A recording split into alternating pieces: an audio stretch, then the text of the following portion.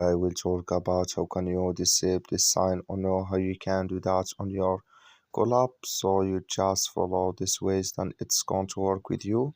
So all you have to do, you just go here, go above your photo profile, click on it. So then it's going to show for you a list like this. Then all you have to do now, you just go here above this sign, click on it. So then it's going to take you to this list. It's going to show for you like this. Then all you have to do now, you just click here on overlay screens here.